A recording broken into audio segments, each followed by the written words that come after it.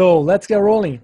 Today we have Dr. Jon De Jong, and we don't have a script, so we'll see where we go. How are you, Jon? I'm doing good, man. How are you today? Good, good. Thanks for the time. Good to see you. I haven't seen you in person in a long time. I know it feels like, I guess maybe in March at the Midwest meeting. So that's Midwest, yeah, that was probably the last time. So yeah, man. Let's see. Do you think there'll be Midwest this year? Coming up in March? 6 months, yeah. I hope so, right? Yeah, in person. I think it'd be good. I think it'd be fine. People are gonna be okay by agree. then. Hey, Jon. Yeah, just want to get your thoughts on things, on how things are going, and research-wise, whatever you can share, and then also get some thoughts on right after grad school. Things that you learned, things that you wish you had learned too, maybe. So yeah. How about production-wise as well? How are things going? And yeah, production. So I work at Pipestone, and some probably do or don't know that. Yeah, but, that's my fault. Start by your your history there. Yeah, for sure. So Jon De Jong, I'm originally from Northwest Iowa. Grew up on a small family farm, and can remember going out to feed pigs, and we hand fed pigs for the longest time. And anyways, family farm there, and then I went to South Dakota State for my undergrad, K-State for my master's, Ph.D. Did a lot of work, feed processing, feed milling. Thankfully, K-State's got their grain milling program there, so that was kind of a cool, unique thing got to do. And then probably, coming up on 5 years ago, 4.5 years probably, started with Pipestone. Pipestone Vet Clinic, Pipestone System. Today we're Pipestone Nutrition. So been here ever since. And get an opportunity here to work with both our own system, sow farms. So Pipestone manages about 300,000 sows. And then we work with, 100 or so, more than 100 probably, independent farmers, independent producers on a consulting basis on the nutrition side. So nice. Yeah, a lot of exposure there. Get to see a lot of different things for sure. Right. What are you seeing recently? Yeah, so at least internally here, our sow production's been probably the best it's ever been. We took a few steps the past 3 months to, at least at the sow farm level, between, I would say, some very programmed abortion situations, and then really getting rid of some of the low viability litters.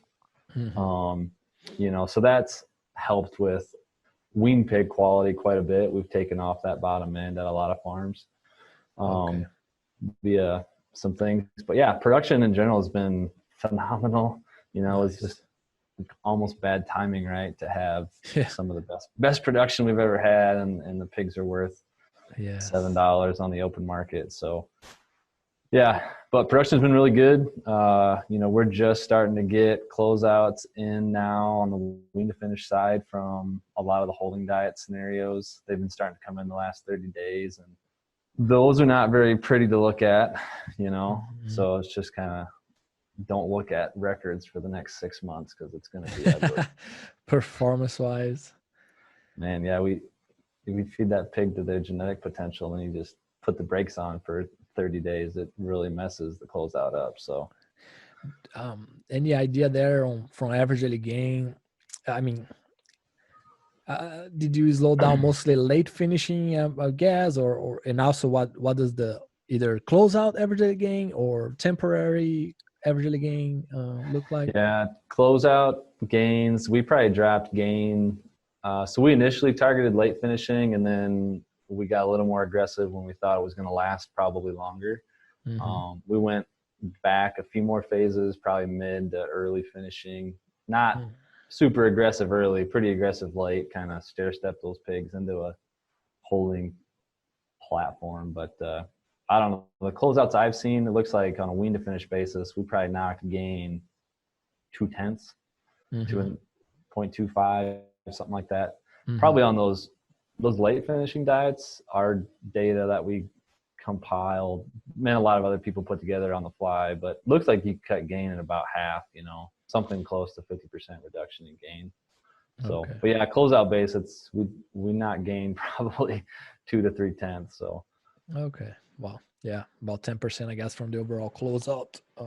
yeah, but you know, we didn't bury hardly any pigs. So that's the Nice. opportunity cost to not slow them down was too great. So, right. Okay. That makes sense. And then, what else? I mean, research-wise, what have you been looking the last year or so? What's anything new and exciting?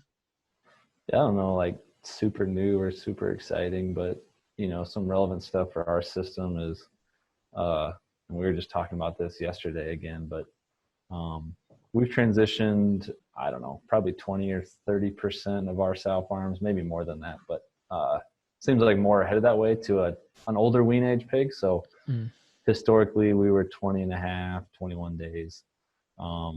That it's been that way for a long time, and probably 2.5, 3 years ago we started transitioning some farms. So either adding farrowing space or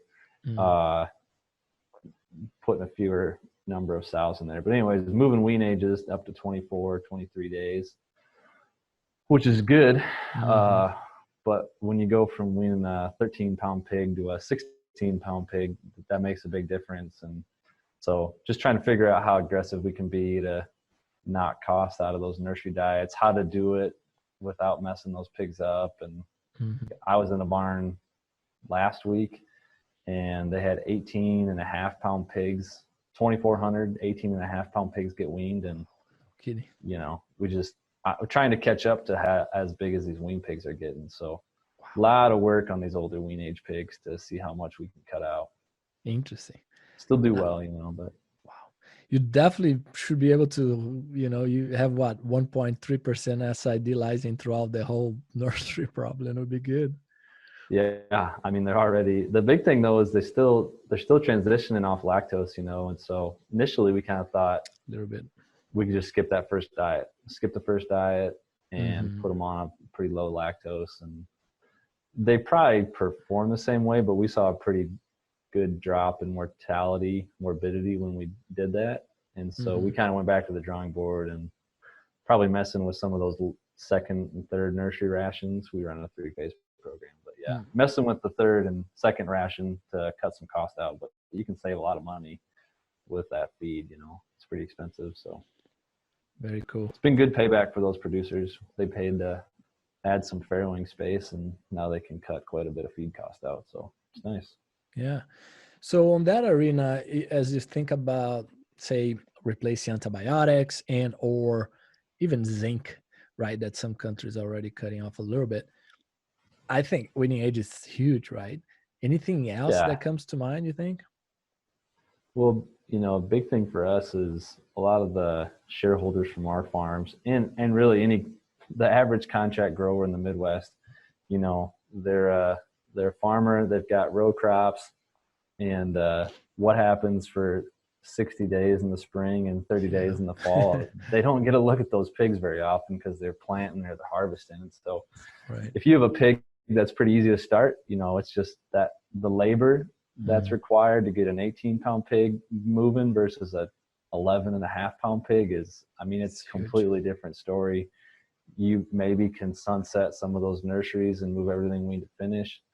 You know, so I think that's one of the big pieces for us is just, it's a little bit catering to our shareholder base who is typically a farmer, row crop farmer, but even a lot of those contract growers, like I said, they'd be in the same setup where there's probably 30 to 90 days out of the year where those pigs don't get as much attention as they might need, you know? So if you can give them a better pig that gets started easier, it makes life a lot better. So, and space utilization, you wean an 18-pound pig, you know, you probably cut 5 or 6 days off of your turn. And so now we're moving more pigs to the same space. And so there's some savings space utilization wise, labor, feed cost, antibiotics, you know, that kind of setting up for that next stage of whatever the value add is to those pigs, ABF or, you know. did you guys change that weaning age across the system or by flow? So farm specific for sure. Some of each of those farmers own their own farm, so they make their own decisions. We give them guidance, right? So like I said, probably 25 to 35% of them have figured out how to do it. I think more are probably going to head that way in the next couple of years. Not this year, no big CapEx expenditures this year, but Okay. yeah, potentially in the future, I would see more farms headed that way. Cool. Anything on late finishing? And I mean, we don't need to get into commercial products or anything like that, but just in general, I know, people always ask, okay, is there anything to replace 𝘃𝗃, right? Yeah. It's tough No, to ask. No, there's not, man. There's not, right? There's two things that always work: 𝘁𝗃 and 𝘃𝗃. We can only use one of them right now, so. Yes. Consistently, right? Consistently, yeah. Predictably. I don't know. We've looked at a lot. I won't name any names. We think there's a response to some of them. Is kind of our take. They're not a 𝘺ine response by any means. And a lot of them, are that they're an acid-based late finishing product. Most of them have some type of acid component, but it definitely seems like you can get a response to them. We've not had consistent success with one today. And then just given the market today, I don't know, it's hard to be dumping money into pigs that are probably not going to make any money. So right, yeah, for the time being, for sure. Cool, that makes sense. Let's see, what else, Jon? Something that you and I been out of grad school now for what, 4 years or so? Yeah. So what would be something that you wish you'd have learned, or that was the biggest surprise there? I don't know. The big steps for me coming out of school was, at least for me, I was in an office with like a bunch of really, really, really smart people, and I'm still with a bunch of really, really smart people, but they're not solely focused on swine nutrition, right? We had 10 gals and guys that, every day all we did was learn about nutrition, and then you get out into a production scenario and you got production staff that are super smart, but they didn't spend the last 5 years learning about nutrition, and I didn't spend the last 5 years learning about production. And so just trying to mesh all that knowledge together was difficult up front. You get kind of accustomed to being in this group of people that are all learning the same thing and talking about the same things day in and day out. And so it was a transition, I think, for me to transition out of that little pot of knowledge. But it's been good. I've loved learning from other folks and production staff and office staff, man. They're a lot of smart people in this world. That's the pond gets pretty big, so it's good. Yes. No, that's super cool. And anything on that arena, any, how do you say, learnings from just being able to communicate, right, with the production team? Hey, we're doing these changes in diets and this is what we expect. I think Wayne always has a story, right? You tell ahead of time, and then, but there's like 6 months later, is like maybe in December someone's gonna say, "Hey, Jon, this performance sucks here." Yeah, I experienced that firsthand. I can remember we made our first diet change. Not for me, but our team, made a diet change, and we're, I don't know, going to a cheaper diet set, slowing pigs down for the winter and a lower market. And these pigs slowed down by like 5 or 10 days, and we started marketing in November, October, or sometime in the fall, and these pigs were all light everywhere. And it's like, oh yeah, we changed the diets 4 months ago, and we knew they were going to slow down, but we didn't tell anybody. So production staff's a little out in the dark. They're marketing light pigs. They're yelling. We're yelling. So yeah, it definitely, you got to be ahead of that ball, because whatever you do today affects outcomes that you forget about. It's easy to forget about, I made a diet change and I don't see it for another 6 months. Yeah. Do you keep a log, or what do you do? Yeah, especially on the south side where we can pool all that data. You know, on the wean to finish side, our data is pretty producer specific. We have a lot of data, but Mm-hmm. because we do records for a lot of them. But on Mm-hmm. the south side, definitely there's a lot of red bars on the charts of, you know, we increased this amino acid ratio, or we took this out of the diet, or we doubled toxin binder, or we got rid of this. You know, we put all those marks. We didn't used to. I think the last 2 years we've kind of transitioned to, you know, and mainly it was you know, it was almost a little CYA for the production staff, because they'd get in meetings and, you know, the cannons start getting fired over the bow, and it's nice to have a reference point to go back to and say, okay, this is what actually happened versus, you know, Mm-hmm. I feel like the production staff's very in the moment, right? And a lot of smart people, and they see things first. Usually where there's smoke, there's fire, and they're usually right. But sometimes the fire is probably not as big as they thought it was. And Mm-hmm. so it's nice to have data and a little bit of benchmark to go back to and say, yeah, there's probably something there, but maybe it's not as much as we think. And here's why, here's the data. And we have a super good production staff that really appreciates the data and really have become good students of it. You know, we send out it's ridiculous, but we send out like a 200-page report every Tuesday, right? With all the data from all the sow farms. And Whoa. you know, it's almost absurd the amount of data that we collect, you know, and Right. compile and piece together by region and genetics. It's just like, it's almost overload, but everyone's kind of become students of the data for sure. Very cool. Very But good. we need AI, you know. That's why I keep trying to get somebody bought in. Like we got a lot of smart people, and I see them with their little data packets, or they're looking at the PDF, and they're Yes. looking for trends, right? They're looking for things. Why is this happening at that farm? Why is this happening at that farm?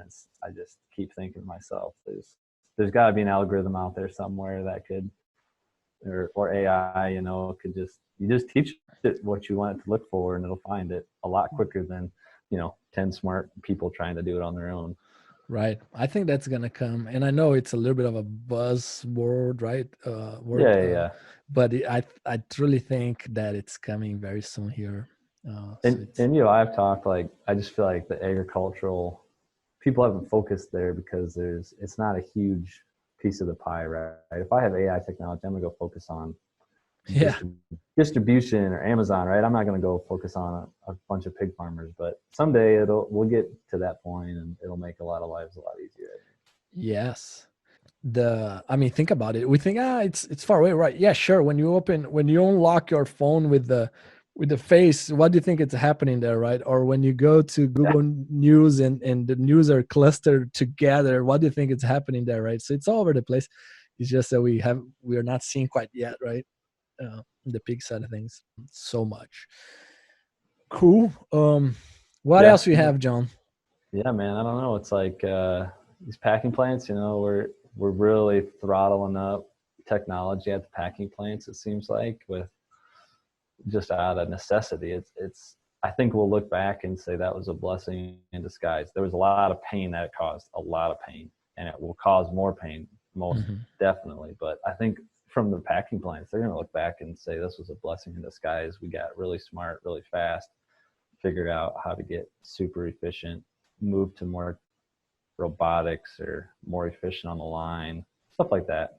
So, Interesting. you know, it's even cool, like at our plant in Fremont, you know, I'm sure most have it now, but you know, that you walk in and you walk through this little hallway, and it scans your face, it scans your temperature, somehow knows it's you. If you have a temperature, it flags it, you know, and you got to go to the side. And really, yeah, it's just pretty phenomenal technology.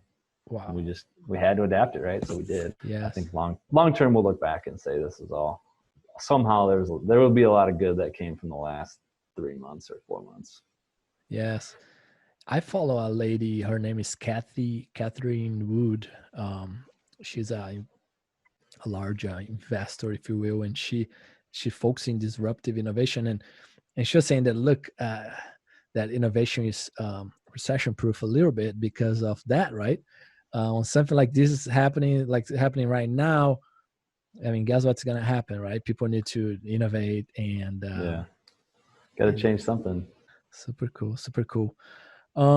Let's see, John. What else? What else? What is something that you learned that or what is something that you believe that most people disagree? Most people disagree. Yeah, most either peers or not, or just something that you I have a few that, right, that on my end, Yeah, let's well, hear on your my, first one. I'll disagree with you. no, on my end, and I don't even think, I think at the beginning it was most people. Now I'm hoping to believe that's not, but the whole thing on sow feeding and those kind of things, the bump feeding that we talk about a lot.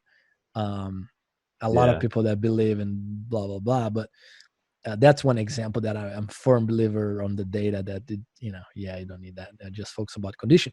So that's one example on my end. Anything that comes to mind on your end? People disagree with me on a lot. So most everything. I probably have fewer where they do it, fewer where they agree with me versus they disagree with me. So the list is shorter on that side. I don't know. I'm trying to think what's a big one that I get a lot of pushback on. It's a good question. I don't know, Marcio. I feel like one here is this is maybe not externally but internally. Throw out my dirty laundry here. No. I've tried to get sow research in place a few times here, and I'm not the only person that's tried to get it done. I think there's probably other people in the industry that have faced this. To try to get facilities set up for sow research it's a nightmare. It's not easy, but yet we all stand here and say, well, the data is outdated. All these requirement studies were done in the 70s and the 80s and the 60s, right? And our sow is so much different, and it's just, I don't know if there's disagreement, but maybe just an unwillingness to really push forward. I mean, there's like 3 or 4 facilities in the entire country that do large scale commercial sow research, and we should have 10, right? I think, maybe I'm wrong, maybe people disagree with that, but it just seems like that's a hurdle you face. I've faced it here. I think people externally, I clearly am not the only one, or there'd be more sow research facilities, I think, but right.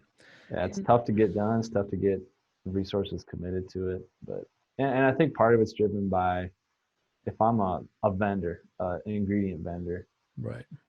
Do I want to focus on the sow population in the U.S. or the wean to finish population that's 25 times as big, right? It's just the market share of sows is smaller, and so there's less money to go around for new products. If I'm developing a product, I'd much rather feed it to every wean to finish pig as opposed to every sow, So I think that maybe drives some of it. It's just there's not as much interest in developing new technology for sows. But yeah, no, that makes sense. Something that I always try to encourage some of the folks that I interacted with on the south side is like, hey, if you're gonna have electronic sow feeder, at least some of the farms pick and try to put 2 feed lines, right? 2 bins and whatever else. You might need to have a scale somewhere in a hallway, and then you have the labor, one extra person that you might need to be able to focus on that program. But it's from how can I say, it's almost a little bit more of a big data than the nursery and finishing, right? Because then now someone remotely can allot those sows to the treatments and those things. So it's interesting when you start thinking, I think on but you need those 2 feed lines, Yeah, well, the data too, there's massive amounts of data that you can capture from the sow farm. Right. So, new technologies on the sow farms too. I don't know, that's pretty big. Not disagreeing or anything there, but we've been I'm sure there's more others that have been more aggressive, but trying to find new technologies to save labor on the sow farms, it's a big one. Spending a lot of time and energy trying to find new technologies there. Robotic power washers is a big one. I think most of our farms have robotic power washers now. That's cool. Yeah, they're really super cool things. And then you just start thinking, well, can we get them to clean a finisher barn? Can we get them to clean out trucks, semis? That's the job. Day one job, right? Like, okay, welcome, go power wash. It's yeah. Well, you can get rid of it, or just hey, all you have to do is go finish up or hit the corners, the stuff that it missed, but it saves a ton of time. Looking at a processing conveyor belt. So you kind of just run the pigs out in the hallway, and then you can, through some kind of conveyor belt. I haven't seen it in person, but you can just sit there and give them shots as they go past. It's pretty cool, I think. We're definitely haven't worked out the kinks yet, but pretty cool technologies out there. And then like pig counting, all that stuff. And a lot of big promises right now from some of those technology companies, but eventually it'll get flushed out and that technology will be there, I think. So yeah. But it's amazing. Think about that. How counting pigs, it's something so simple, but do you know how much time is spent trying to reconcile pig counts between sow farms and nurseries and into finish sites? Yeah, it's incredible. A lot of time spent trying to reconcile pig counts. Interesting. Yeah, I mean, that's one that technology, yeah, I think, yeah, you hear a few projects, right, evolving on that arena. So yeah, cool. It seems like we're close. I think in the next year that technology will be there. How about from the research you've done during grad school, the whole pelleting side of things, and versus mash and removal rate? I find that not a lot of people, at least in my view, not a lot of people were aware of that, right? We always think about particle size when you think about ulcers. It's the first thing that people say is like, oh, sure, yeah. But then pelleting is, either was my perception or a lot of people are not in tune that the pelleting actually increases ulcers. Yeah, a little bit. I don't know. I don't know how widespread that information was or how many people believe that, but we did a really nice trial when I was in school where, it was pretty clear that ulcers were significantly worse when you pelleted that feed. And, I think we rotated back and forth every 2 weeks between mash and pellets, and those pigs were kind of intermediate on ulcer levels, and the pigs on mash feed were, as long as it's coarse enough, they don't have much for ulcers. And it definitely seems though that my sense is some of those genetic lines are a little hardier than they were 5 to 10 years ago, and they may be able to handle pelleted feed better. I don't have a science. I'm not going to publish a paper on that anytime soon, but my sense is that those lines have gotten a little hardier, that I think got pretty knocked for having a hard time handling pellets, Yeah, I think that's probably true, even though I agree that we don't have good data on that. And something on that arena that I remember I was talking to Wayne is that say probably on average, pelleting is going to increase mortality by say 0.5%. But then if you have a disease challenge and other problems, now we are talking a few percentage, right? Maybe you don't have any like some closeouts. There, it's kind of crazy. Yeah, I can remember we had a flow in Northwest Iowa, and this was just mash diets, but a feed mill that did a really nice job grinding, really fine. It flowed fine, but the particle size was really fine. And we had a PRRS break at the sow farm. We shipped those pigs to Northwest Iowa, and on a typical turn, maybe you have, I don't know, let's just say 0.25% of pigs that get ulcers, right? You should have a few, is my opinion. That then you're right on the line of having that grind too fine versus not fine enough. Right. You should have a few in the barn. Yeah. So maybe we're 0.25%. We get a PRRS group in, and they are just dropping like flies in the finisher from ulcers. And so the very next group we placed out of that same sow farm, out of that same feed mill Northwest Iowa, we just said, hey, they couldn't do a coarser grind, but they had cracked corn. And so we went a little rogue, but we added like 25% of the corn was cracked corn. And it dropped the ulcer issue by like 90%, some crazy number, right? In the same flow, or is a different same flow, batch? Same flow, different barn, but same feed mill. Different barn. And it was the like 3 weeks after that. So the PRRS break wasn't as bad, but we were still losing a bunch of pigs to ulcers. And we just told the feed mill, hey, put 25% of your corn, because they had cracked corn they fed cattle, and they couldn't go to like 700 micron corn, because they could either have fine corn and cracked corn. So I said, hey, let's just blend them. And yeah, it knocked ulcers way down. But yeah, definitely disease pushes ulcers. I don't know why that is. Yeah. If they're just on and off feed so much when they're sick like that, or yeah, that's a tough one. Yeah. Their gastric contents empty out, or I don't know. Yeah. I definitely agree with you though. Health challenges are a problem with ulcers. Very good. Any thoughts there? Get closer to the end here, John. Any thoughts on the tail biting, right? I know that's one that we don't have a whole lot of data. I don't know. I don't have a ton of experience, right? I've been only doing this 5 years, but this is what I've learned in 5 years. So I've seen two actual trials. One I did myself. So inadvertently, we were doing basically an energy titration. So we had super low energy titrated up to high energy, right? Pretty general there, but doing an energy titration trial. And my research guy calls me and says, hey, we got pigs that are tail biting in the barn. I said, well, that's kind of weird. These should be the most well cared for pigs that we have in the research barn. They're understocked, plenty of feeder space, all the things are checked off, right? Best ventilation guy. So I go there and I start looking and thinking, man, you can tell because we were adding fat in the diet that which diets had a bunch of fat and which diets didn't. And so I started looking at the pens where there was tail bites, and yeah, sure enough, I thought maybe it's correlated. So I cleared my schedule for the rest of the day, and I went through 80 pens that day, and I scored every pig. Tried to. I probably didn't do a perfect job, but I watched every pig walk by me, and I would tally tail bites, side necrosis or side bites, ear necrosis or ear bites, and then I thought at the time that maybe there was a toxin component. So I was looking at the gills for swollen vulvas. I don't know. That probably wasn't worth my time. But anyways, those are the four things. Those are the four things that I checked. And so I went through every pen. I scored every pig as he walked by. Or I tallied them up for each pen.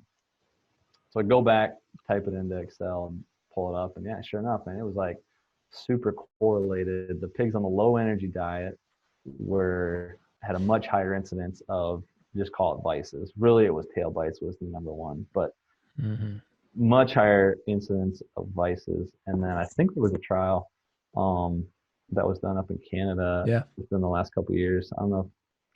I was involved on that one. Yeah. And kind of the same thing. They inadvertently were doing I think an energy and a fiber titration or factorial, and kind of the same thing. Those pigs on the low energy diets had a much higher incidence of tail bites. So those are the two trials I know of. And then like the clearest field example I can give, two things that we've seen, I would say, pretty consistently. So again, flow in Northwest Iowa, different flow. And I would say pigs were not on our diets. They were on a pretty low energy, high fiber diet. Production guy calls me and says, hey, I know these aren't our diets, but I need help. We got like 5 to 10% tail bites in late finishing. So I go down there and look, and it is a train wreck, pigs everywhere with tail bites. And okay, so I call the pig owner and say, hey, I don't know what you're doing today, but like, we got to do something, or you're going to have big problems. Okay. Yep. So we get new diets sent there, and I mean, they were really high energy, like 3.5% added fat, low distillate, super high energy. Maybe wouldn't feed those normally, but super high energy. Put those in there and go back retrospectively, look at the data, and you can just see it drop tail bites almost in half. Didn't get rid of them all, but it definitely curbed them and stopped them when we went from something like a low energy diet to a pretty high energy diet. So that I've seen a couple times in the field. And then the other thing is, we see a lot in like late nursery, early finisher. Usually if you're in a nursery finisher setup, those last 2 weeks in the nursery, that seems to be a pretty common theme. I think there's a lot of folks that maybe are underfeeding lysine there, potentially. No good data to support that, but definitely seems like if you hit your lysine right in late nursery, you can cut a lot of those tail bites out. I've seen that happen quite a few times coming in, and you know, the diet's not that much different, but the lysine is 3, 4, 5 points higher in late nursery, and that seems to help quite a bit. So that's maybe crazy talk. I don't know. There's no data there, but that's what I've seen. I've seen it a couple times. So yeah, you know. I would tell you that there's a study from the 60s where, I don't know if you're familiar with that or not, where they gave there was a cotton cord and with and without blood, and the pigs that were deficient in amino acid, and they were attracted by the blood. So that's there, right? But I don't think we, and even on the lysine titrations that we've done, I don't think. But the problem is sometimes it's always hard, right? Because it's multifactorial. But I agree. I always also like to look on that lysine as well. Yeah. Someone will say I'm crazy. I probably wouldn't disagree, but I've seen it enough times that it starts to make you wonder. Yeah, and again, for everyone that's listening, make sure you connect the two and try to quantify, right? And because that's the other thing, right? Sometimes you run a study, don't even cross your mind to make sure you're like you did when you did with the energy, you went there and counted, and that's very helpful. That's why we have 𝘬𝘂𝘴 today, right? Why is that? Dean wasn't doing mortality trials when he started that, you know. They were looking at the enzyme activity, and lo and behold, it knocked out mortality. So. Yeah. Are you guys, have you done some studies on that arena as well or not? We've done, we typically don't love to do big field studies, but we did do a big field study with 𝘬𝘂𝘴, you know, like 70,000 pigs. Took a long time. Like it took us a year to get that accomplished, but yeah, I would say we saw something similar to the literature that's out there from a mortality standpoint. So very cool. Yeah, very interesting. What else? Anything else there before we wrap up and I ask the 3 questions that we always ask at the end? Oh yeah, I didn't prepare for those, so no, right. I appreciate you having me on today, 𝘊𝘶𝑐𝑖. I don't always get to connect with others sometimes, so appreciate it. Oh yeah, appreciate your time. And so the first one, Jon, is your favorite pig related book. Favorite pig related book would be and man, I wish I knew the exact title. It's the feed efficiency book from they had that international symposium. I use that book probably as much as I use the NRC. There's a lot of good information in there. So. Cool. Yeah, that one is huge. Or I wish I knew the name too. I think 𝘚𝑺 wrote a book on the wean pig. Yeah, the wean pig, I think is the name or something. I think it's just the wean pig. That's a really good book too. 𝘚𝑺 is a cool dude, but it's a good book.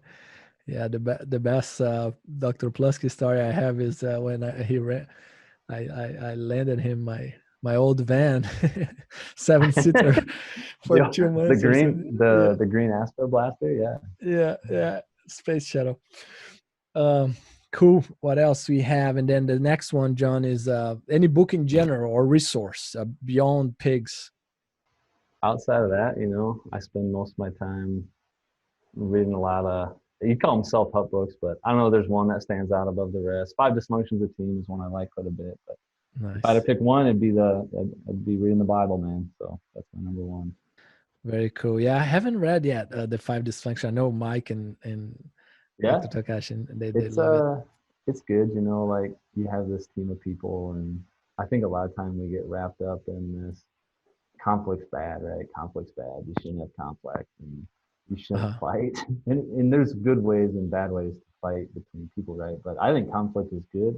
Yeah. Especially in a team setting. You got people that don't agree on things, have vastly different opinions, and if you expect them to not have conflict, you know, something's wrong if you have all these people with different opinions and there's no conflict. If there's 100% consistent consensus on everything, something's wrong. And so healthy conflict is good. There's unhealthy conflict too, for sure, and it's a fine line between the two. But yeah, interesting. I definitely have to read the book. Yeah, check it out. It's a short, easy read. So those are always nice. You don't have to spend 6 months reading it. Yeah, no, I agree with you. I think some personalities don't have like conflict or healthy arguments, right? I kind of Yeah. enjoy those. I got excited about it. Yeah, some personality. I think some cultures too. Like the more people I meet from different places in the U.S. and the world, it's like I think a lot of it's cultural. You don't necessarily want to get in confrontation with people. Right. I think isn't it maybe in Netherlands or somewhere in Europe where folks in the middle of a conference, they stand up, stop the speaker like, no, I disagree with whatever. So that's the other end, right? It's interesting. Yeah, that's the opposite. And I'm living in Minnesota. They probably say it everywhere, but Minnesota nice. It's just like you'll never say anything to create confrontation. So Interesting. Complete opposite. Very cool. And then the last one, John, in your views, what sets successful swine professionals apart from those that are not? Yeah, I mean, for me, it's I can only look at the people that I view as successful, and that's kind of my gauge, right? And so, what do I think those people are better at than others? I think there's a lot of smart people in this world, a lot of really, really, really smart people, but the ones that are going to be super successful are the ones that can handle people, the ones that are going to put their team and their people ahead of them all the time. And, if you can elevate those around you, that's, you can be awesome, but until you can elevate those around you, to me, you haven't really hit that next level of being successful, right? And for me, it's a daily battle to try to get there, to try to be that person that elevates those around them. I'm not that great at it. So, but people I think are successful, that's what they do best. They can elevate the people around them, push them to new things and better things. And if you can move that whole group together at the same time, that's big. So yeah, it's definitely interesting. Yeah. That makes total sense. Yeah. Some of the best teams that I've worked with, definitely that's the feeling that you get.